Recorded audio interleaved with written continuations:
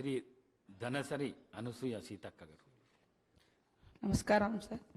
Third Telangana legislative assembly స్పీకర్గా మీరు ఎన్నికైనందుకు చాలా సంతోషంగా ఉంది సార్. మీకు శుభాకాంక్షలను తెలియజేస్తూ మీ వ్యక్తిగత జీవితంలో కానీ రాజకీయ జీవితంలో కానీ ఎన్నో రకాల ఒడిదుడుకులను ఎదుర్కొని ఈ స్థాయికి రావడం మాలాంటి అణగారిన వర్గాల నుంచి వచ్చినటువంటి బిడ్డలకు మీ జీవితం కూడా ఆదర్శప్రాయం, స్ఫూర్తిదాయకం. 2009లో కూడా నేను ఈ అసెంబ్లీలో ఈ సభలో ఉండడం జరిగింది. గత 5 years నుంచి మేమంతా పక్కపక్కనే ఒకే క్వార్టర్స్లో ఉండి మీరు ఎదుర్కొన్నటువంటి వ్యక్తిగత జీవితంలో మీ సతీమణి గారు కోల్పోవడం ఇట్లాంటివన్నీ కూడా మిమ్మల్ని చూసినప్పుడు మీరెంతో నిబ్బరంగా ఉన్నటువంటి తీరు ఇవన్నీ కూడా చాలా చెలించినటువంటి సందర్భం. ఈరోజు మిమ్మల్ని చూస్తే చాలా గర్వంగా ఉంది.